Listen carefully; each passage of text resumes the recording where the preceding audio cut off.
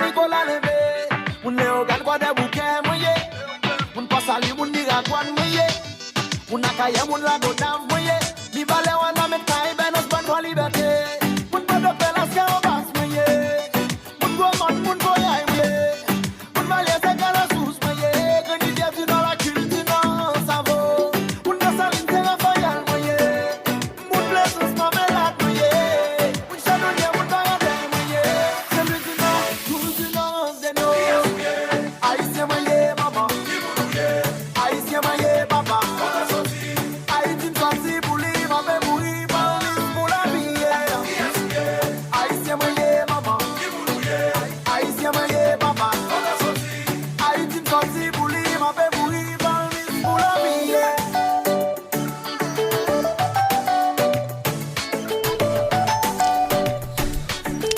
Well, hello, good evening to all. Welcome to Let's Talk Together. I am your host, Lady T. Bonsoir tout auditeur. Communauté haïtienne qui fréquente sous Guardian 96.9 FM avec une émission à nous parler ensemble. I hope everybody is having a wonderful Christmas. It is indeed the time to be jolly.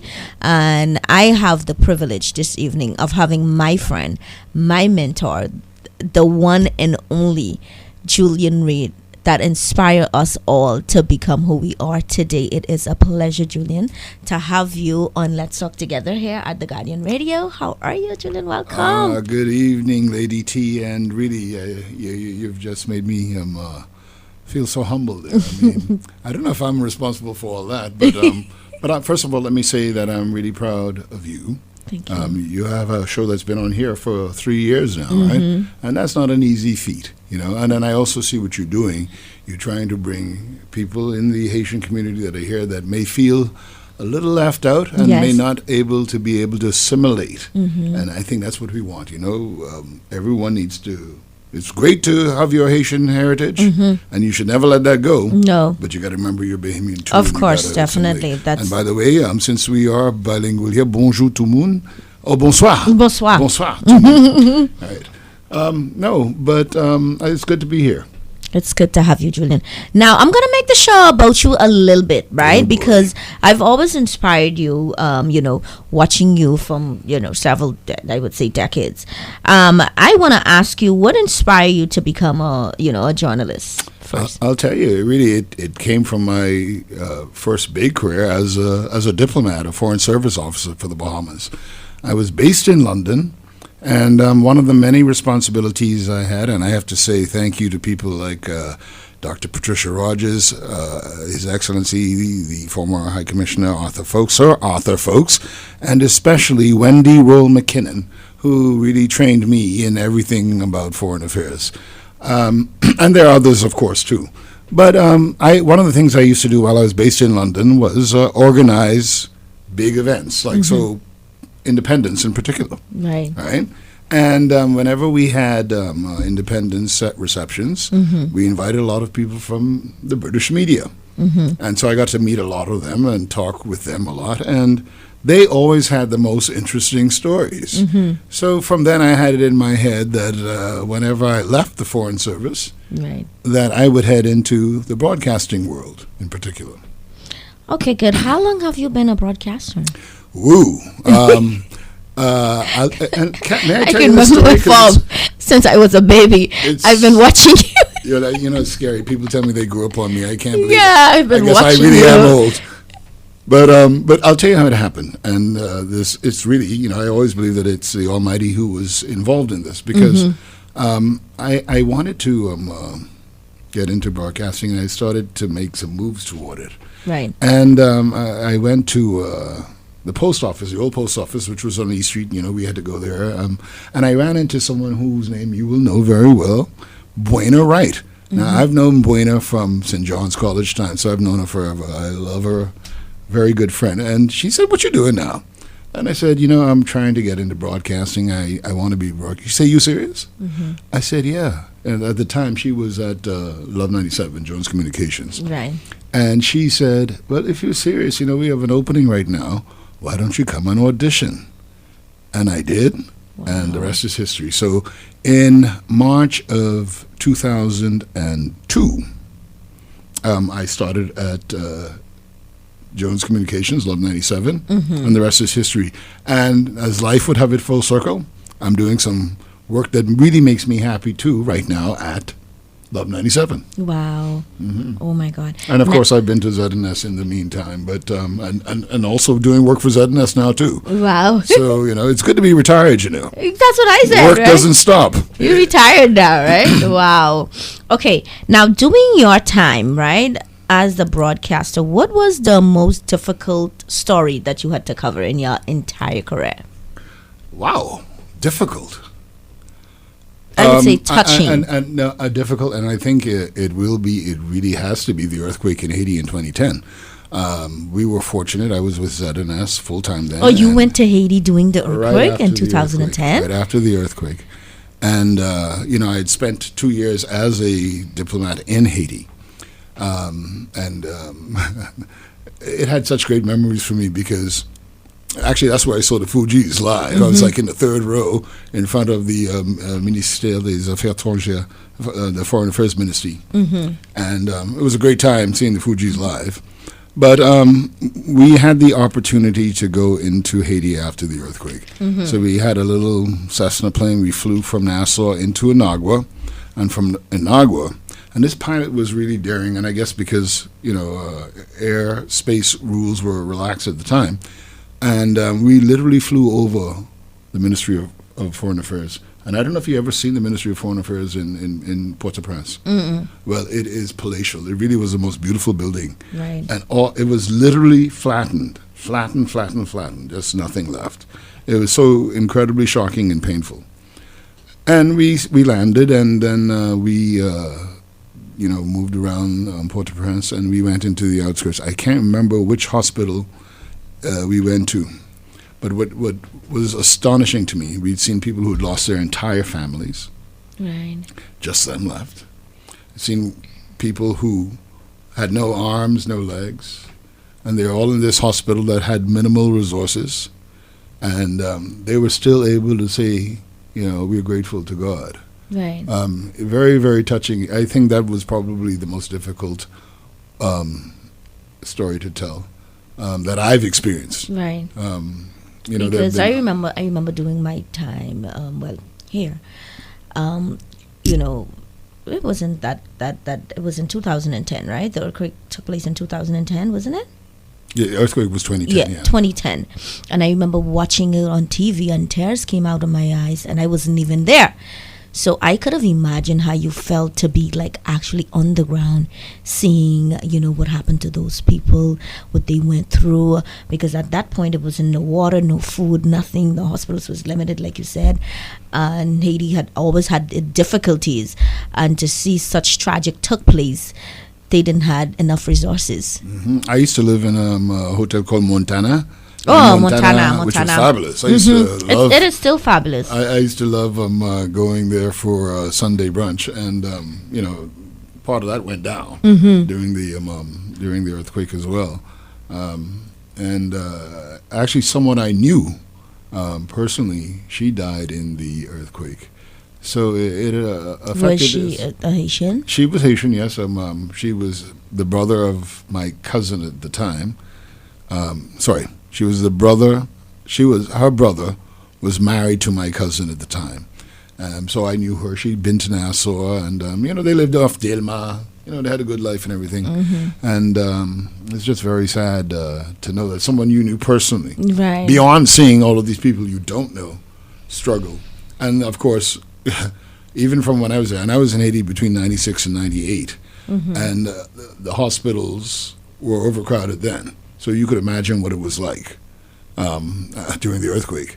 I don't know how, without the international community helping Médecins Sans Frontières and, sort of entities like that, there's no way they could have actually serviced those people. But it really, I think, without doubt, I think that I've covered. Now, of course, seeing something here like Dorian, but I didn't get to cover that. Right. But I think that would have been the most. That would have been most of the greatest, impact. Because you're trying to. Actually, they gave me more strength because you're trying to be strong for them, and you're trying to be gentle and polite, and asking them to tell their story where You're trying to be professional at the same time. where they've been through Wow. really something that most of us couldn't dream of going through, Right. and they're still willing to tell their story.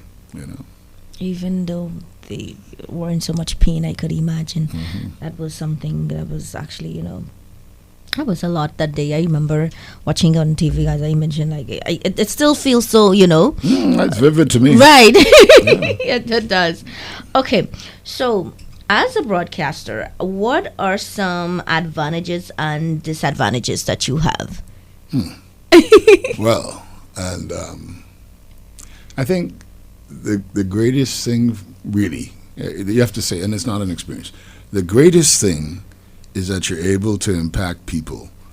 You can impact them in a positive way, you can impact them in a negative way, but you try to impact them in a positive way. And I hope that's what I do every time I take to the mic. Say something that inspires people, Right. make them realize that, while we're here, we can do the best that we can do. And that in turn inspires me, Right. Also, and I have to give the Broadcasting Corporation of the Bahamas some kudos on this, because during my years there, I was able to travel to every island in this country. And that is a gift that you just can't describe. This country is just so amazing. The people are amazing, the food is amazing, the culture is amazing. Even when it's in hard times. I remember Francis and Jean, one of them, I can't remember which one, I was in Cat Island, then going into a storm in San Sal afterwards. It is, to me, this has been a great passion that I've been able to, and been blessed to actually, and still doing actually, yeah. Okay, so I'm going to do a little recap in Creole because I've seen that I didn't say anything in Creole because, I have a lot of Creole listeners. It is, a show that I do I in will Creole try and to English. participate, but I haven't been speaking Creole for a while. Would you like so to assist me? And No, I don't know if I could. That's the problem. I might get some words wrong. In French, I'm a lot better, but anyway, but go in ahead. Let's Creole, see. you struggle a little bit. M'entendez. Utande, mais c'est pas en pile. We're going to have to fix that. So today what we're going to do also after I recap everything that you said is we're going to teach the people a new Creole word today, and you're also going to learn one yourself. Wonderful. Et communauté haïtienne, bonsoir tout le monde qui branché. Tout auditeur, auditrice, nous connaissons nous live dans Guardian 96.fm avec Metopam qui c'est Julian Reed. Julian Reed c'est un gros journaliste et qui était dans journalisme pour presque, I would say about 20 plus years. 2002, 22 years. Yeah, 22 ans. Il gagne 22 ans comme un journaliste dans le pays national. Tout le monde gagne respect pour lui.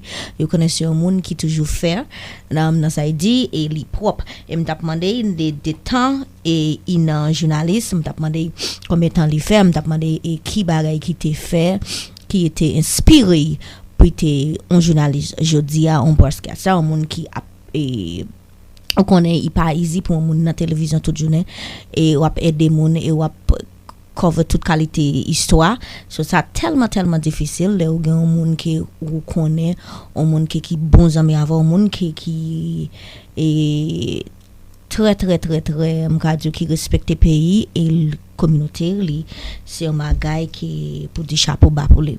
So je dis am déjà une opportunité ça pour me inviter dans émission ça parce que me tellement aimé Julian, I really love and admire Julian. So me tellement respecte Julian, so me bien content pour m'inviter là because I've been telling him he was supposed to come on the show.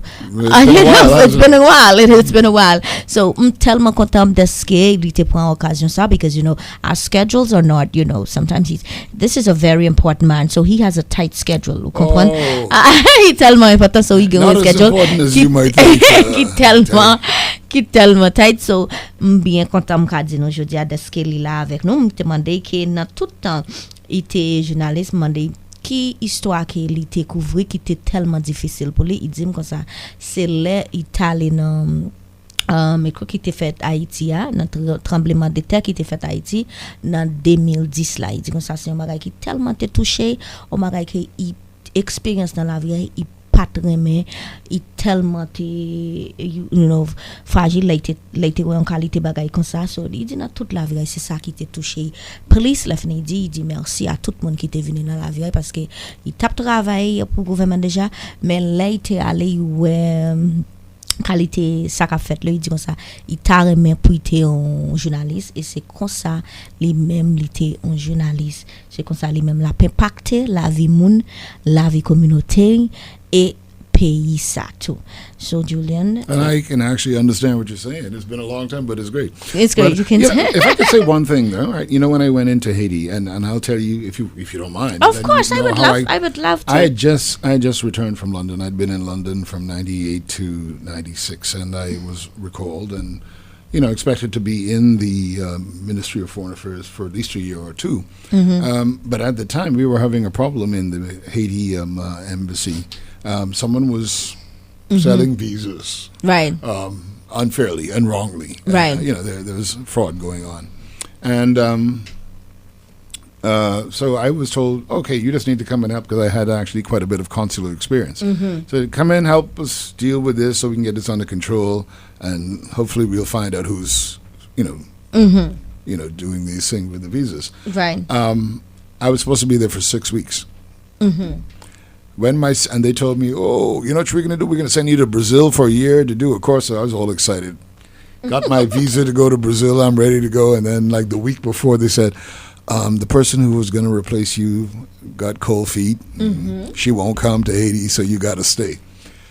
And stay to Haiti. Yeah. And that wasn't I was disappointed about Brazil, but it wasn't a bad thing. How long were you appointed there? I was in Haiti for 2 years. But let me tell you this. Either you love Haiti or you hate Haiti. And I was very fortunate. Il était à Haïti pour 2 ans, entendez? Il a été à travail pour ministère étranger. Il était voué à Haïti pour 2 ans. Julian, I didn't know he was in Haiti for 2 years. 2 years. Yeah. Oh, he did. And you either had a choice. You either loved Haiti or you hated it. I was fortunate that I loved it. I loved it on so many different levels. And I was there at such a good time.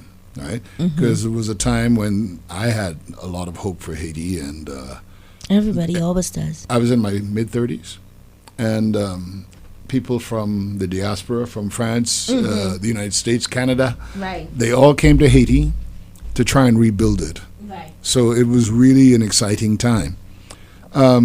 So I have no regrets about my time in Haiti. It actually made me understand Haitian culture and Haitian people better. And, this will probably knock people out in the Bahamas who've never been to Haiti, that we are so much more alike than you'd think. Right? We're not that different. And as far as, for example, when I would go into, I lived in Pétionville, so I'd go down to the Port-au-Prince, and I would see people, myself, I'd see myself coming and going. Right. Right. And at the time, Fritz Longchamp was the foreign minister, right? Right. And he and I had a fairly good relationship. And one day he came up to me and says, Julian, just tell the truth. You know you're Haitian. Vous êtes haïtien. Tu es haïtien. You know the truth. And so we had a good laugh about it. But I had a really good time in Haiti. And enjoyed the food, enjoyed the places. Going up to Kenskoff. What an experience, That's like a mountain. It's one of the highest points. Right. You're literally driving in a cloud. Amazing. But getting back to the visa thing, right? I stayed in the embassy for a while. And when you wake up, there are already hundreds of people outside there, right? Waiting to be served. Right. And you try to get through all of them in a day. At the time, it was just myself and my boss, chargé d'affaires at the time, Sally Moss. And, she really was an incredible person to work with. And we were committed to doing the best for both the Bahamas and for the people we served in Haiti as well. But we traveled throughout. We went into Lambé. We went into Port-de-Paix and, of course, Okap. And we found how people were being taken advantage of. Some people in Lambé Port-de-Paix gave their entire life savings to someone who told them, I've got jobs for you in the Bahamas. We'll take care of you. Yeah, that always and happened. They gave them money and happens. Nothing happened. Man just disappeared. Right. It's sad. It's sad, That always happen, and it's unfortunate that I would say in the Haitian community myself, I've seen a lot of those things taking place where persons are being taken advantage of, where because you living in a country where if somebody said, hey, I have a better opportunity for you, and you want to get out because you're not comfortable, so when that happens, you jump on it, and so for you to, and oh my god, but it gives you such a different perspective. For example, dealing with the people who came, and you felt like you had to try and see all of them if you could, because some of them came from miles, some of them came from Cap to actually get a visa application that day. And they're going through all kinds of things because, they're coming on buses and you're dealing with Zenglendo, who would, just stop the bus, get on there and rob them all. Right. So really coming to get a visa in Haiti was, for many Haitian nationals, was a real adventure and a treacherous one at times. I had two experiences. I would say kind of, where somebody had told me that they give persons money to do such and such thing for them, and they they took the money. Yeah, no, it's unsuspecting people who really are just hoping to better their lives and better their lives for their families, and those are the ones you feel more for. Yeah, because they risk so much. Like they fight, they work, and they risk a lot just for a better life. Because Haiti is, at times we have high hopes for Haiti, and we would think that Haiti would would be at its peak and would get better. And again, they disappointed because nobody wants to leave their country. Yeah, and I'll give you a joke about this because I speak fluent French, but I didn't speak Creole at all when I went to Haiti. And I had this in my mind that I wouldn't speak Creole either. But I had an assistant who was Haitian, and she would interview everyone in Creole. Now, I had some standards that I was not going to, you always have to have some room, right? But really those standards were quite strict. And for example, if you overstayed by 6 weeks or any amount of time, I'm going to tell you straight up now, you can't come back to see me for at least another 6 months. Right. Just to make sure that when they go, I have no problem giving you a visa to go to Haiti. And I should tell Bahamians this, the majority of people we dealt with were legitimate business people. They came into Haiti, they came into the Bahamas, did what they had to do, and came back, right? And those people never had a problem getting another visa. Right. But those who overstayed, don't come back for 6 months. No. And they weren't mad at me, but they got mad at my assistant because they thought that because I didn't speak Creole at the time, they thought she wasn't telling me the facts. So I had to learn Creole in order to have their trust and faith, because if they didn't, well, then they wouldn't abide by the rules, would they? Yeah, and it's, I would say when it comes to Haitians, right, sometimes they feel so, even if they're in a foreign country, they feel so left out. And I would say in a sense where they feel so lonely. So the minute you, at times, I'm like, hey, today I'm not speaking Creole. And I have this thing with my parents, right? And because you want them to always learn to speak English better. And the only way to learn that is to continue speaking English with them. So the more you speak Creole, I act like sometimes I don't understand Creole. I'm like, hello, what did you say? No, I don't understand. So I get my parents to speak Creole, and that is why they are so fluent in speaking English. Yeah. And listen, and it worked. That is a real advantage to have more than one language. And it worked all the time. But anyway, at the point, I got to a point where my Creole really was quite good, and I was really quite proud of that. Because Creole is a fun language. It's easy as well. If you speak French, you have to think differently, because if you speak French, you don't necessarily speak Creole. But it's the only 3 tenses, and the tense changes by one little word, so a really easy and fun language. Can you tell me a little bit of your Creole? Speak a little bit for me. Oh, Lord, I ain't never get this one. Ou vle ke mwen pale Creole kounya? Oui, Konya. My listeners would be, oh wow, nou tande? Ki Are you sa guys vle? listening? Communauté haïtienne, nou tande Julian ka pale Creole? C'était longtemps. Oh my God. Julian is speaking Creole. I love it. Mais remen Haïti, eh? Haïti dou. That is two phrases you always heard in Haiti. Haïti dou, et la vie est dure. Those two things. For those who don't speak Creole, it means that Haiti is sweet, and it is. There's nothing like, when you travel, when you're approaching Haiti, you're coming to Port-au-Prince through the mountains, Right. and you're about to land. It's really a wonderful experience. But the second phrase is life is hard, and everywhere you went in Haiti, you hear that. Your experience in Haiti, I would say, what was it like? Because you said you was there for 2 years. It was 'Cause fascinating. right. Because you sound like you had the best of Haiti.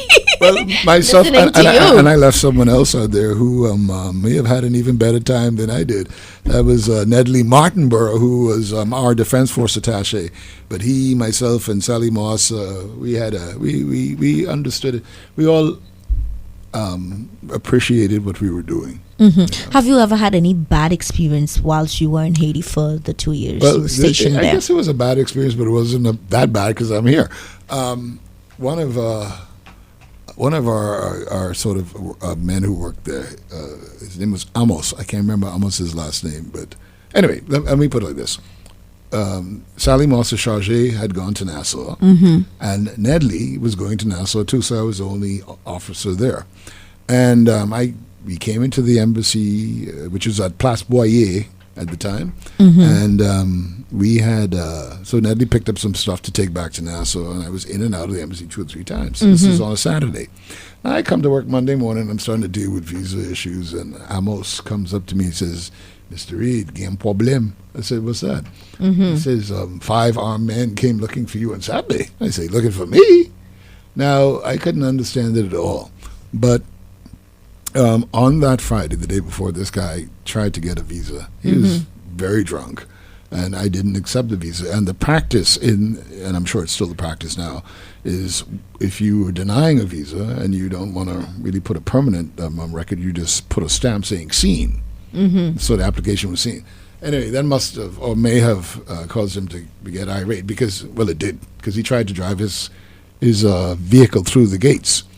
Unsuccessfully. Anyway, so now I'm hearing this, and so I'm like, I spoke to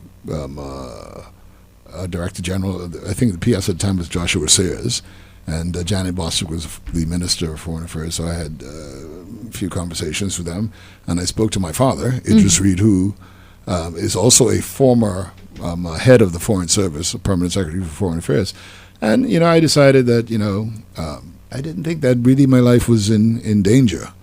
But so what we did, and PNH, the Haitian National Police, had just been formed, and they assigned someone to me 24 hours. Wow. And all we did was change directions and times that I would move for about 2 weeks. And to tell you the truth, because I was in my mid-30s, I guess, it was more like an adventure than than anything else. Because, I figured, come on, if they wanted me dead, they would have done it. Yeah, they would have done it. They would have done it. So, And at that time, what was his problem with you? I didn't give him the visa. And I think, from what I understand, that I put the stamp in his passport. He didn't like that. Oh. So it wasn't a visa stamp, it just said seen at the Bahamas Yeah. Embassy. But that was common practice. Oh, Lord. Oh, wow. You wanted that visa so bad, but that wasn't the right way to go. And trust me, and I can say this, if I were not an honest man,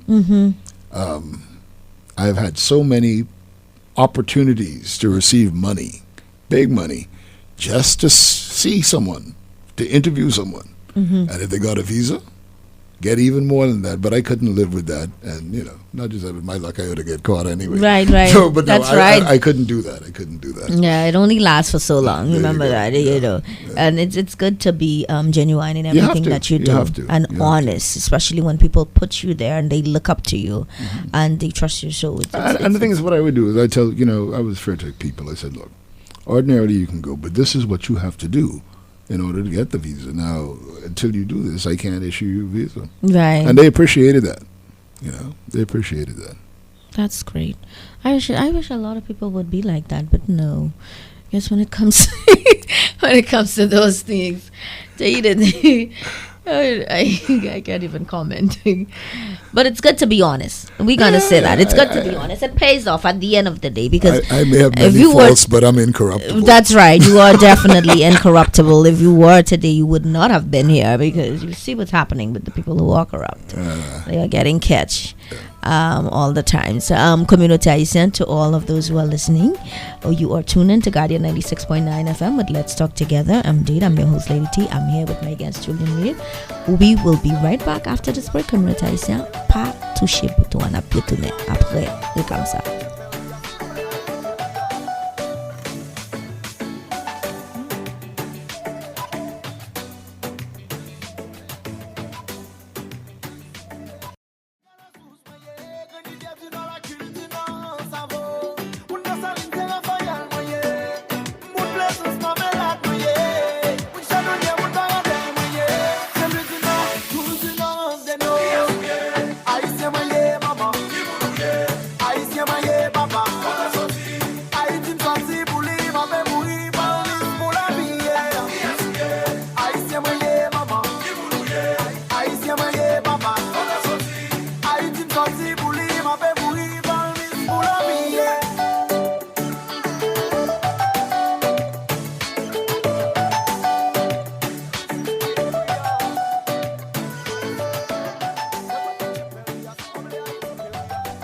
Good evening, everybody. Welcome to Let's Talk Together. Indeed, I'm your host, Lady T.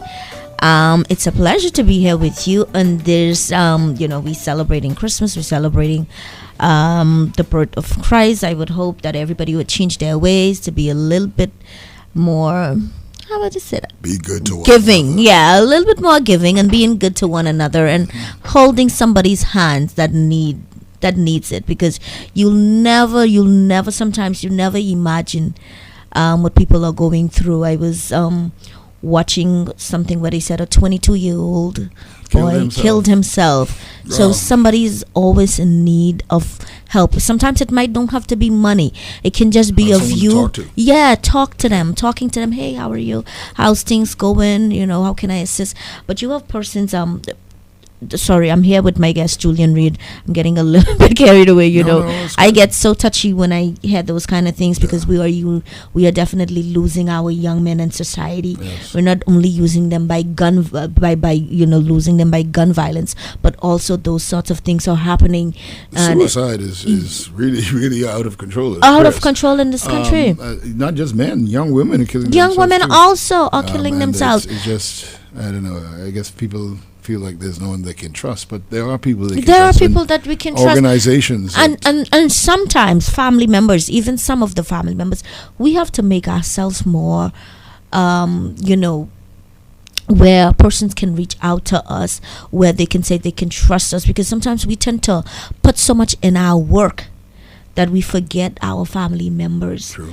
So we have to be more reachable, where they can reach us and just say, hey, because sometimes you might want to talk to somebody. Hey, Julian, I'm trying to reach you, and you don't know what the person is calling you for. Mm-hmm. You never even called them back. Talk to them today. Yeah, they probably calling me for money, and I'm this Christmas time. I'm not into that, Yeah. And you never know. Just listening to them, you could have saved their lives. That's true. Literally. So let's try and be more open to each other and see if we can be more helpful, because this is the time to assist. And it's really saddened me when I see those kind of things.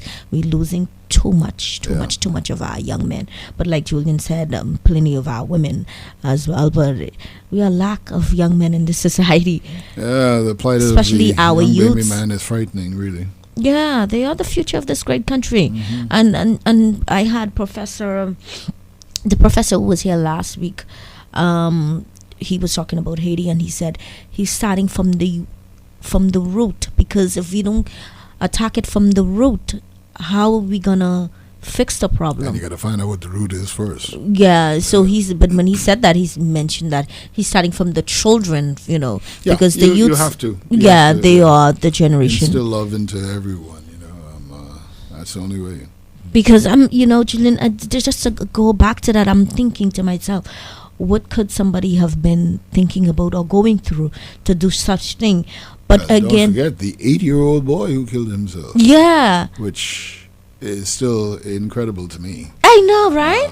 Feel like it feels like I'm watching. Definitely, when I saw that, I'm like, "Is this happening in the Bahamas?" Because I had to literally read that over. I said, "Where is this happening?" Yeah, and Because those I kind of understand things he was happen. a very good student, did well in school, Right. and Or even a movie. I'm like, was this real? yeah.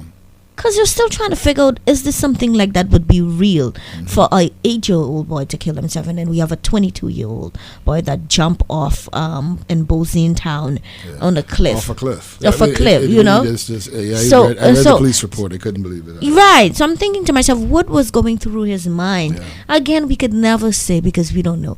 What I can handle, somebody else might not be able to handle. And we also have to learn to have, when you have God's grace, which is very important, you surpass almost everything. It helps you to understand more, and it helps you to be better, be a better version of yourself. Which is what we should all try to be. Right. So you have a little bit more faith in the turnaround of your life, because at times you're like, oh, okay, well, this is Christmas time. I may not have no money and no family to call, nobody to come. I don't know what I'm going to eat. I don't know where a dollar is going to come from. A 22-year-old, I don't know if he had any kids. So, you're thinking about all of that, but no sense of hope. So you're saying they're not, is nothing that they're holding on to. I don't know how we're going to. It's incredibly traumatized. Yeah. Because like, no, I can't even begin to imagine to do something like that. But again, but we also have to be careful how we speak to each other. Yes. I think because I might be able to take some licks, but you mightn't be able to. That's true. So it's very important to be courteous to people as much as possible. Yes, and be more vulnerable to people. Sensitive, yeah. Yes, because we can't just wrap up our lives and forget our loved ones and forget the people that needs us.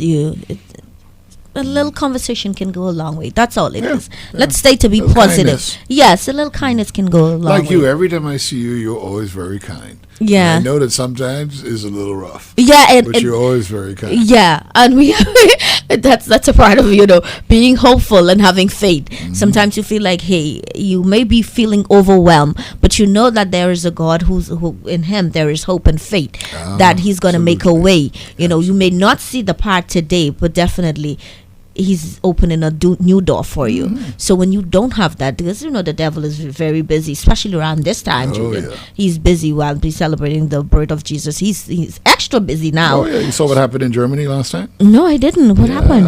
A 50-year-old Arab doctor, Saudi Arabian doctor, drove his car into a Christmas market, injured 50 people, killed at least 2. Oh my God. Including a young child. It's ridiculous. Coming through, probably was on some kind of drugs. No, they're not absolutely sure what it is yet, but Did he have a mental? similar thing happened. No, they don't. They're stopping short of saying it's a terror issue at this point. But a similar event happened about 8 years ago to the date, so they're looking at it. But they have the man in custody. Doesn't bring back those 2 lives, and there could be more fatalities because a lot of people were really injured, seriously injured. You said in Germany? A place called Magdeburg. Oh wow! Apparently, it's in the middle of Germany. That's one place I would love to visit. That's one of my traveling places. I've been Germany. fortunate to go to You Germany. did? How many countries did you actually visit, Julian? When you're based in the UK as a Bahamian diplomat, and there are more countries now, but when I was there, we were accredited to France, so I was in France a lot. Right. We were accredited to Germany, Belgium, Italy, and then I was fortunate enough to be doing work with UNEP on the Biological Diversity Convention, thanks to, I have to say, Maria Teresa Butler, who was a PS at the time, who told me, you're going to Spain, and Dr. Donald Cooper, who really was the scientific head at the time on the Biological Diversity Convention. And that took me into Kenya several times. So Kenya, Senegal, and at Senegal I went to the island called Gorée, which is where the point of no return was, where they took the slaves from to bring them into the New World. It was a really emotional experience for Really? everyone who went there. Yeah. What happened? Well, because when the actual tour guide described how the sharks were just there waiting, they didn't have to move because people would be thrown overboard or. Really? Oh, it was terrible. Yeah. It's like a nightmare. It was. Well, it was. It was the beginning of slavery for them. It was a Oh. nightmare. Yeah, it was. Wow. It was. No, Julian, you've had a lot of experience. I guess being in the foreign affairs. That's what did it. But Germany, I went to Bonn, which is the actual capital, which is a lot of people are there. And then, but my experience, the favorite place I went to was a place called Coburg, where they actually make these little figurines. The little Goebbels figurines. They make them there, and we were there for Oktoberfest, and it was just so cool to have a genuine German Oktoberfest experience. Wow. But you can't even count how many countries you visited. Would it be about 30, 40? Oh, I don't know if it's that many, actually. No, I've maybe been to- 28. Been to fewer than I'd like to go to.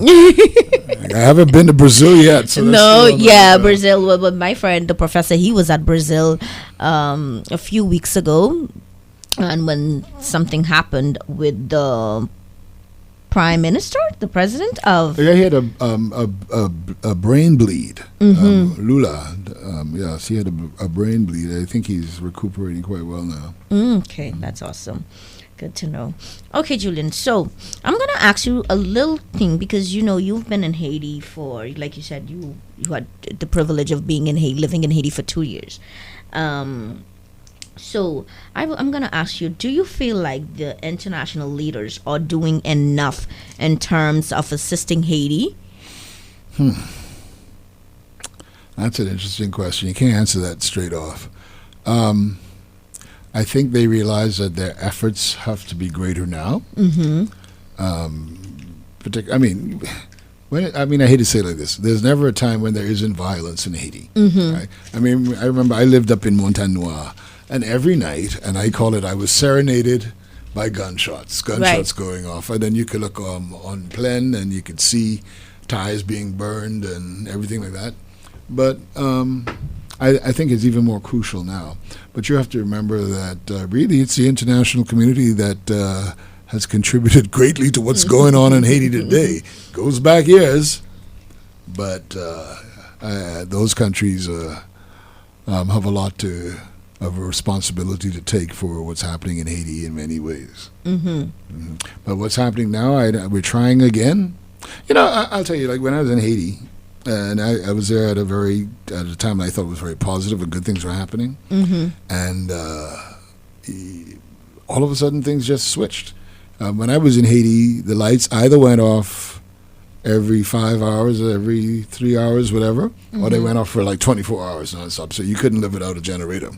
I was teasing people. Of course, it's getting better here now, but I was saying, my life in Haiti in the 90s was preparing me for the blackouts in the Bahamas. But the French gave, I think, $80 million for restoration of electricity, improvement of electricity.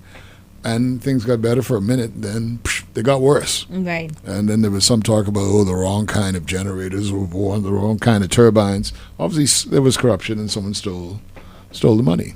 Wow. And that's the thing. Dealing with the corruption in Haiti, that's the first time I heard, because there's a special name for corruption in Haiti, soudoyer, to put money under the table, soudoyer. Soudoyer. And you had to have soudoyer accounts, because if you didn't, your lights wouldn't be turned on or your water. So, so it's going to be a long process, but the main thing is you cannot give up on Haiti. Right. We're all affected. Now, it's going to be interesting to see what happens when the Trump administration gets in next month and how they look at Haiti. I can't comment on that at this time, but obviously it's going to be a very different approach. Yeah, it will be. I had Professor Maki Jean-Pierre. He was my guest for last week. He's at UB? Yeah, he's a professor at UB. So he went to a seminar in Brazil. Okay. So he had the privilege of meeting, where they were at a site where they went to visit, where they used to keep the slaves. the African slaves. The So a ones lot that came from, when they arrived. yeah. So he said he had the privilege. This of was in seeing, Bahia, or? I'm not recall. I don't remember the name of the place where he was, but he told me, and he said he had the privilege of meeting the French president Macron? Emmanuel Macron, and he asked him about the situation in Haiti, the youths, and so on and so forth. This was on the 21st of November. He actually made headlines all around the world, in Brazil, in Canada. Haiti even sent a letter to France asking them, what are you saying? We literally had to pay you guys for our own Yeah, France is one of the countries that's responsible for the state that Haiti is in now, So, at least in great part, maybe not completely. Right, so but in I great was part. following that. I'm like, what? When I followed that immediately, and I had to invite him to the show because a lot of persons here in the Bahamas, I don't think they were aware of what was going on around the world. But because I have this news thing set up on my phone where whatever happening, I go and I read the news. So I had the privilege of reading the news. I'm like, so his I'm going to send it to you, Julian Reid. So when he asked him, he said, how can we help? Because, this is actually in French. This is what's in Canada. But I translated in English. Okay. And so he said Haitians are completely stupid and have killed Haiti. And for that response, his response, he was criticized around the world, We will say that there are a lot of elements in Haiti that have made the situation worse. We talk about those 10 families. You know the families I'm talking about. Of course. Who really have not made Haiti what it should be. I'll tell you, the thing that bothered me the most, I guess, in Haiti, I had a friend, and they had, they were a wealthy family. And I went to dinner, and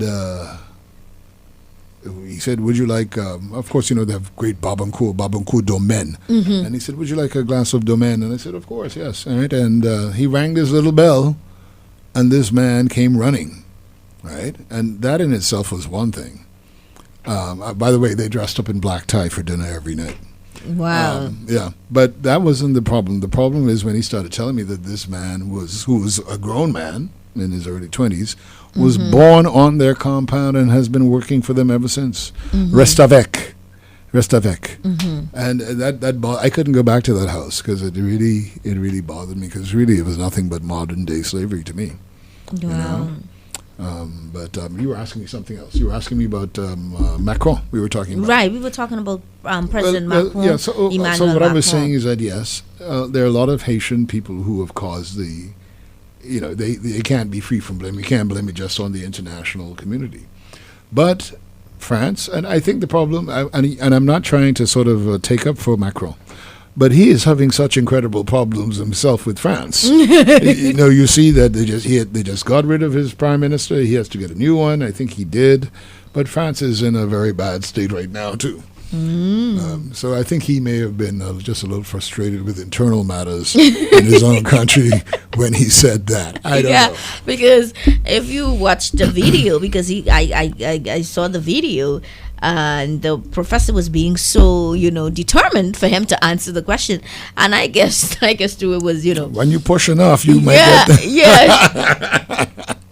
So I'm like, oh, you probably got an answer that came from the heart, because that's probably how you really feel about Haiti. But why interfere with the country?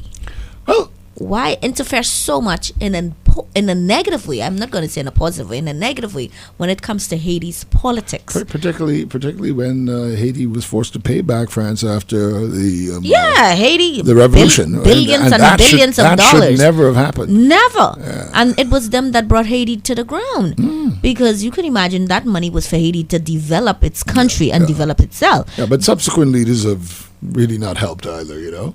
Although what I always got when I was in Haiti, and when I was there, Préval and Jean-Claude Préval was the president, right? I subsequently met Aristide in different meetings and spoke with him at length. But really, when I was there, people said as bad as the Duvalier regime may have been, people had food. people could function a little bit better. Right. Many people said that, not all. And that's the next thing. Haiti grows everything. Haiti grows rice. Haiti grows this, grows that. There's no reason why Haiti is not a poor country as far as resources is concerned. No, it's because the people are using it. Yeah. They're not pumping anything into Haiti, helping Haiti with anything, because at one point Haiti used to sell rice to United States. Yeah. But now United States could come in and they go and they do what they please. So there is no law. And every fruit you could imagine. Mangoes year round. You eat mangoes until you're sick. Kashima, or sugar apple as they call, or everything grows in Haiti and because grows in abundance. Such a rich soil. Yes. Such a rich soil, Yes. even up to coffee. As a matter of fact, I'm Oh, going yeah. to ask Haitian my dad coffee to bring is me some awesome. good coffee from Haiti. Haitian coffee, I love He it. said he's going there soon to visit. I'm going to ask him to get me some coffee when he goes. That's Your dad's going to visit now? he's going to visit. Well, He's going up north. he's going to. Yeah, You don't want to be in the Port-au-Prince. no, area. not Port-au-Prince. And persons are not. The problem is just Port-au-Prince. Yeah, it's not really. Yeah, it's not Cape. You can go to No. Haiti now. Cape. As a matter of fact, I check Satama. It's a hotel that's in Cape Haiti because I'm planning on going to for the New Year. I've got to spend my life. Yeah, so I wanted to go to Satama. Satama is so beautiful. I'm like, wow, the country is, oh my God, breathtaking. And I'm looking at the hotel what's on top of the mountain. I'm like, how the hell am I going to get there? But anyhow, they probably know, right? Mont Christophe? Yeah, it's probably almost there. And what? I'm like, really? So, and Cape Haiti right now, it is good to go.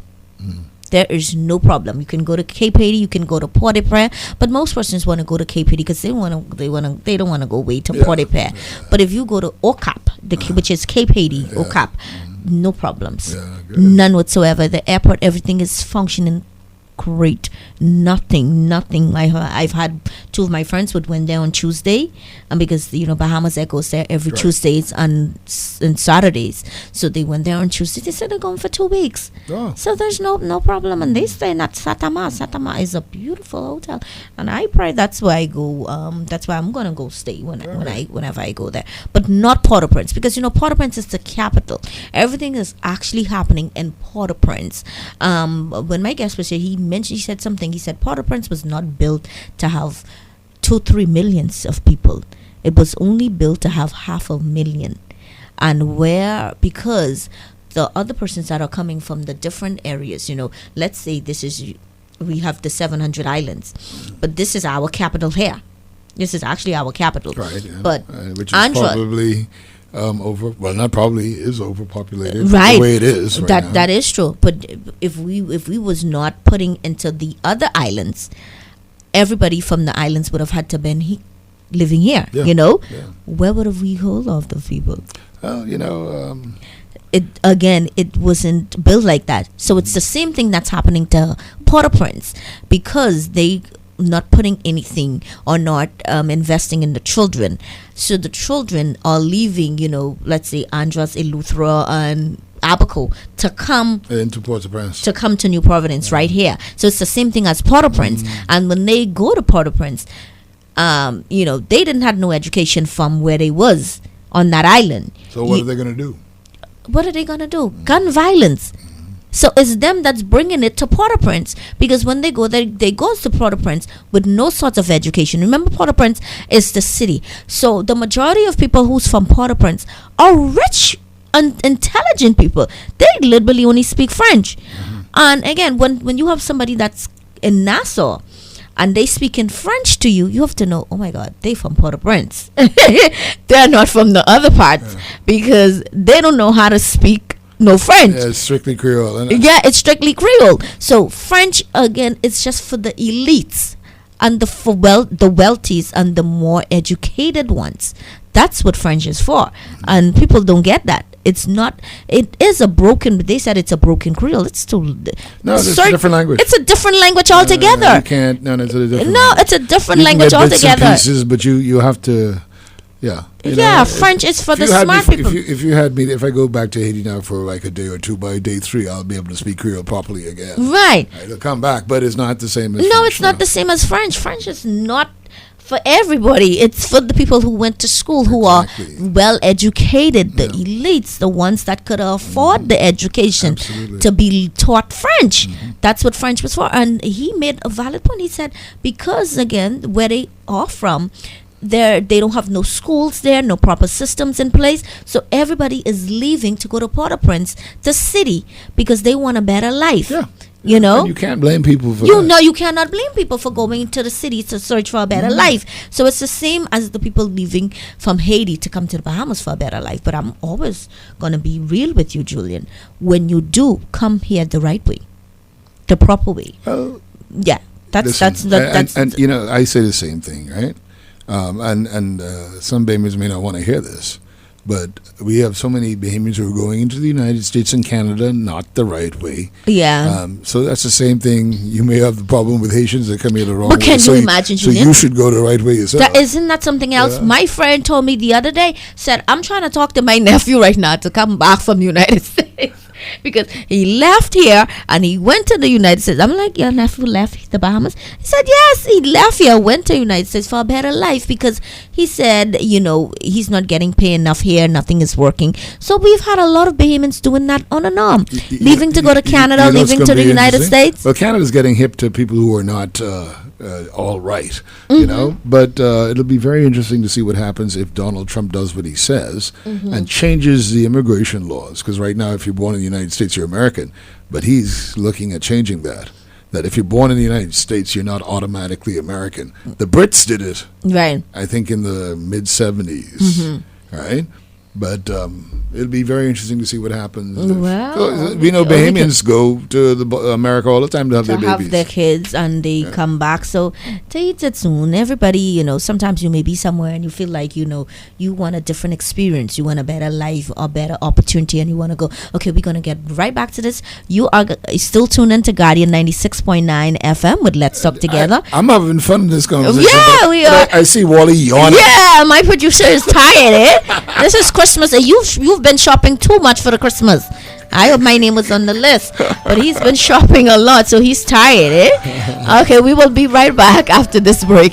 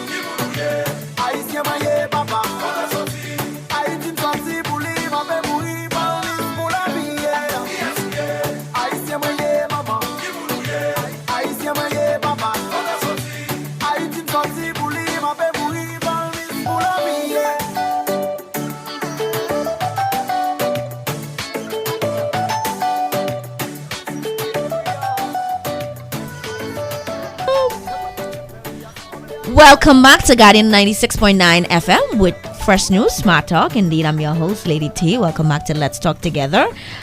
Communauté haïtienne, pour moun yo qui fait un branché, bienvenue à Guardian 96.9 FM avec émission En nous parler ensemble. Moi gagné là avec moi qui c'est guest moi, Julian Reed. Nous connaissons Julian Reed, nous te dit nous c'est un gros journaliste dans pays naso, and we are talking a little bit about politics, a little bit about Haiti. We're just having a great time at the radio this evening, and I am enjoying it myself, Julian. So Julian, I sort of I'm gonna always say this. Do you feel like there is hope for Haiti? You know, you always have to have hope. Yeah. You can't give up on that. No, you can't give up on hope. No, you cannot. There's too much for Haiti to offer the world, really. And not just from its natural resources, from its culture. You know, you get amazing artists, amazing writers, amazing musicians.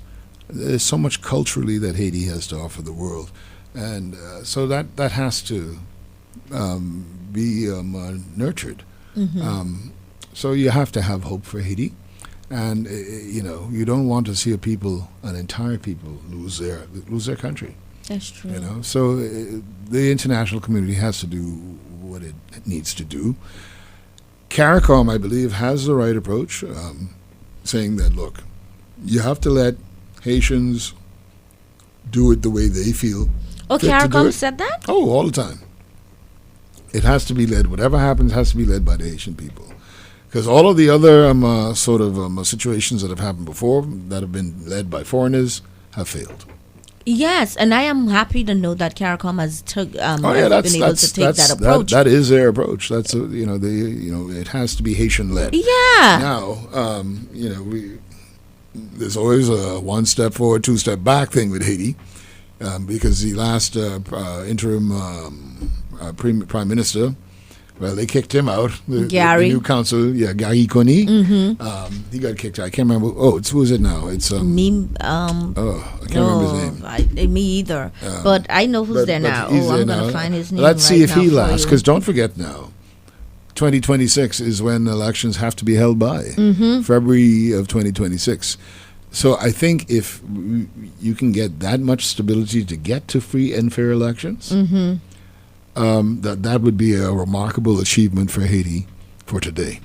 I don't want to wish violence on it, but obviously there's going to be increased violence, particularly around that time. But hopefully things will calm down, right? And the Haitian people can, be proud of saying, hey, this is our country, and look how great democracy is moving here. I believe it will happen one day. Who's there now? Sorry.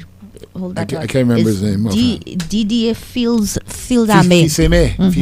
Fils-Aimé. That's who's there now. Yes. So I had to remember. I can't remember that. But I had to make sure I got that right. Yeah. That's who's there now. So I'm hoping that he's going to work along with the, I would say, the police in Haiti. Well, the Kenyan police are there. I don't know how much longer they're going to be there. But they're there now. They're leading everything. They're about, I think, 600 to maybe 1,000 now. Then we have some Bahamians there. There's a CARICOM force there. The Bahamians are part of it. More Bahamians will be going in. I believe 150. And, but Haiti, but why are they? I just don't get it. Haiti has its own army that's ready, right? Do you know that? Haiti never asked. From something that I read, they never asked for the CARICOM help. They simply ask for them to help them. But hold on, though.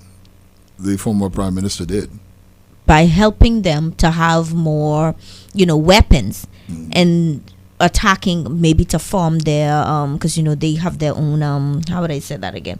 They have their own army. Well, let me ask you. I mean, do you think that the best thing is for everyone in the international community to pull out and just let fighting go on until they sort it out? No, there has to be some international support. Right. I feel as if Haiti has their own army that's that ready to take place, the army should lead with whoever that they send. Why not let them have their army to lead? But they don't want Haiti army to be forced. Why?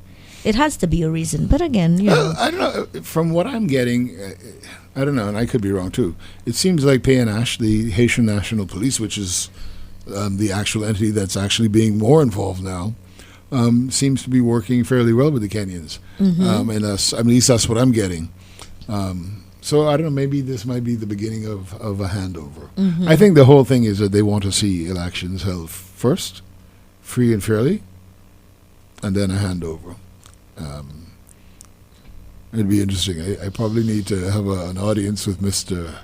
Christie, Perry Christie, who is part of the special CARICOM team, and see what they're seeing. Yeah, see what's going on. Because when you have the inside information, it is always accurate, so all we can do now is guess and hope that things work out for Haiti. That's the only thing, because Haiti, it's a great country. It's the first black country to be independent, and Haiti independence is coming up on the 1st of January. Every 1st of January is the independence. And I'm sure that what happened in Haiti inspired people like Pompey and Kate, poor Black Kate in the Bahamas, to say we could do it too.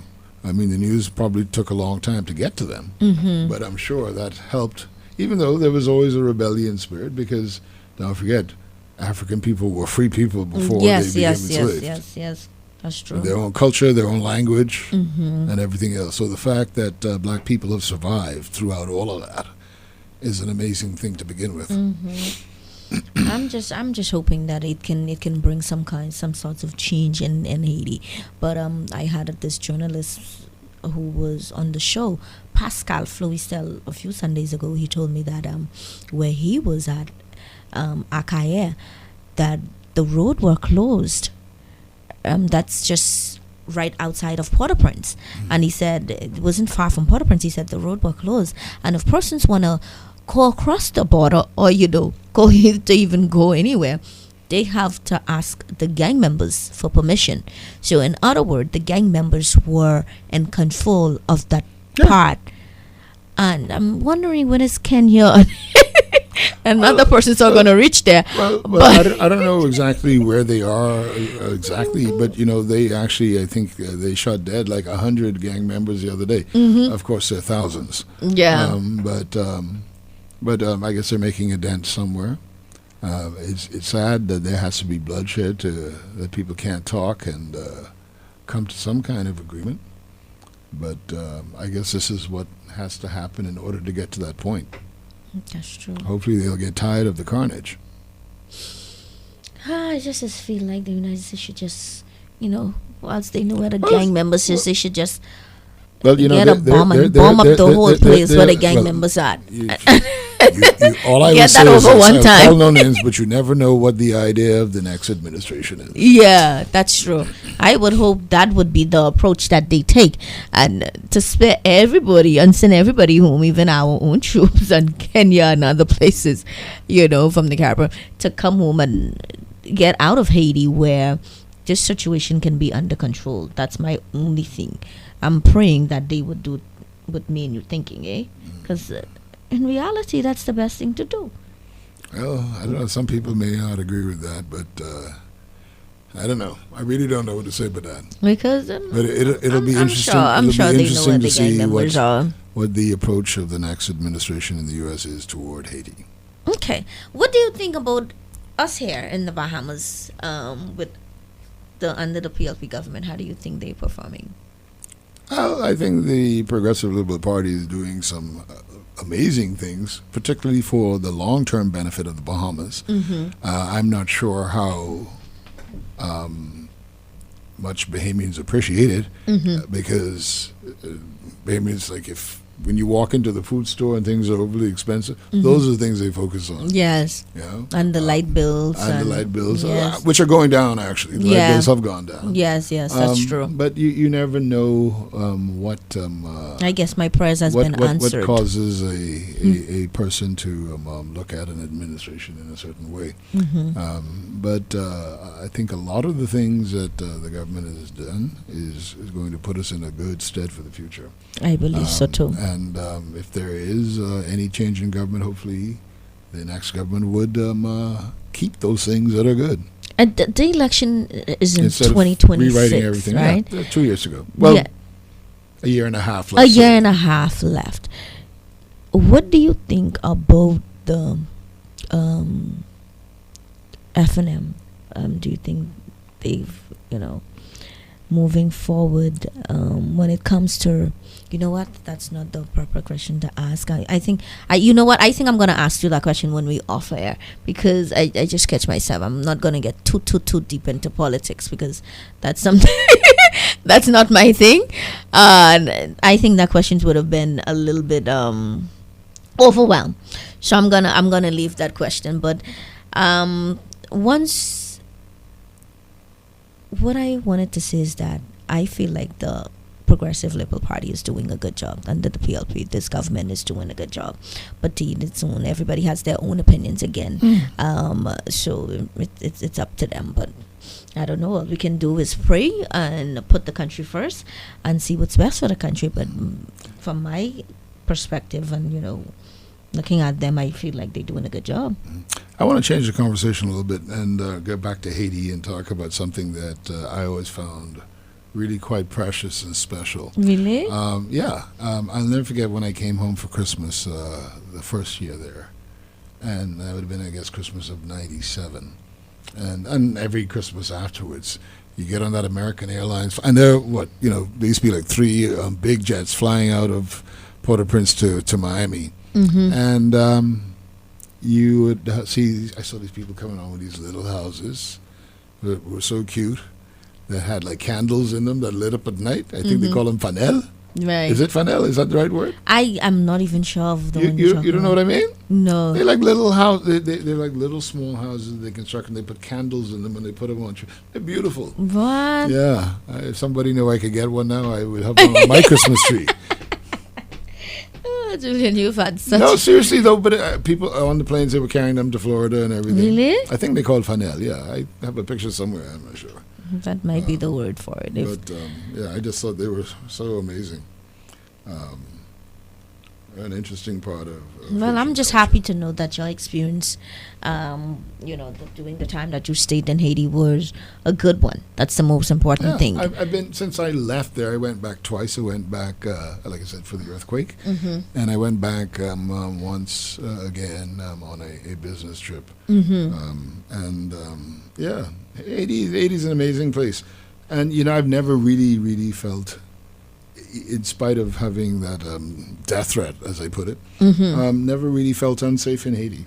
Never felt unsafe. That's good. It's good to know. And you were going to tell me the Creole word that you know, the little bit of Creole. I'm still waiting on I that. spoke 3 lines. I said 2 words to you just now. It was the only you know thing. something though? No. It's just that it's gone. I guess if I had to interview you for a visa, it would come back more quickly.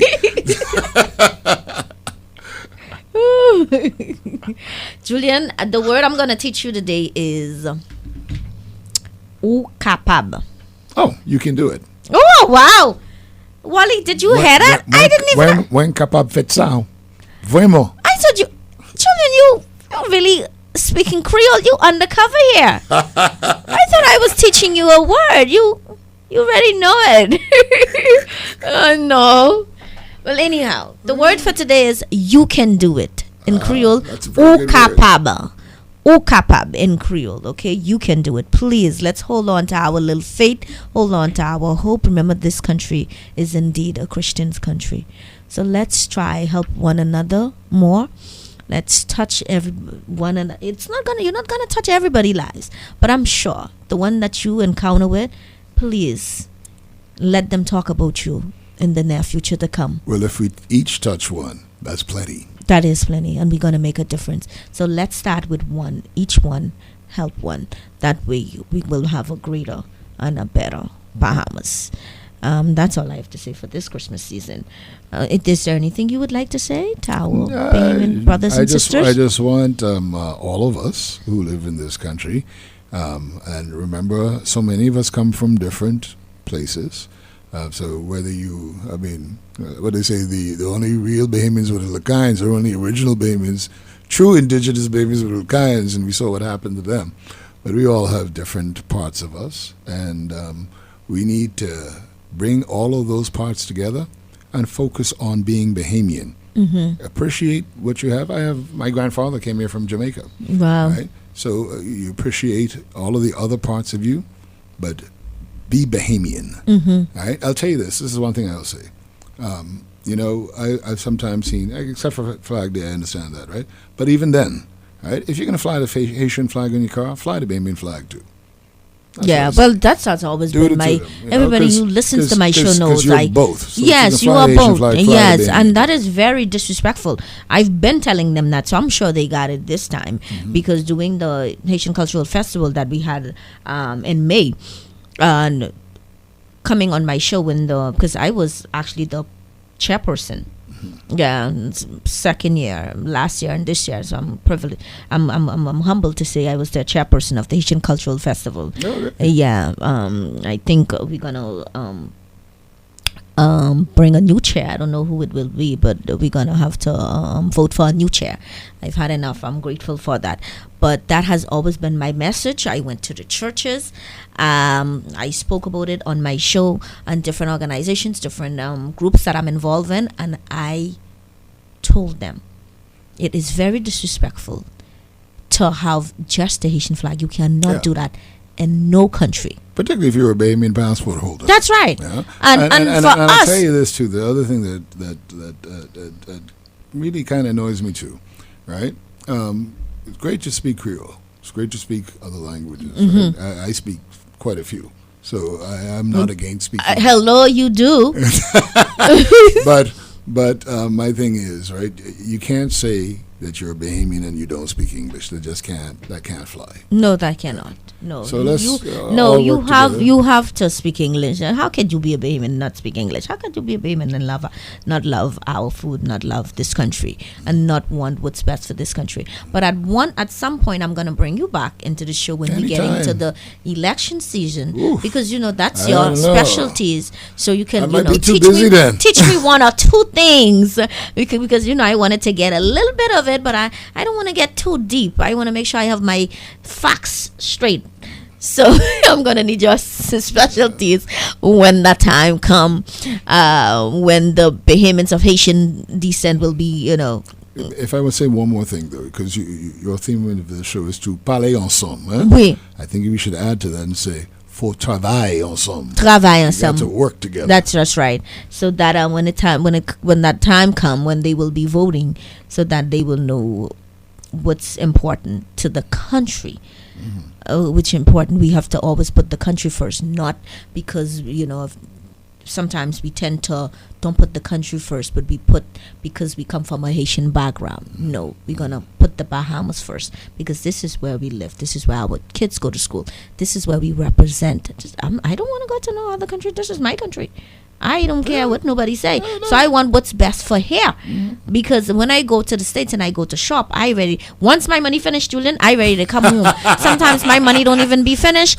I just, when you in a foreign country and you feel like, oh my God, all of a sudden I didn't want the conch salad, all of a sudden I'm thinking about dirties or conch salad. I'm like, why is this devil so busy? I can't even get it here. And you see I'm like in a whole foreign country. And you see what happened with those Bahamas Air flight cancellations. Okay. Right? People don't spend up all their money. They only got like $1. Hello?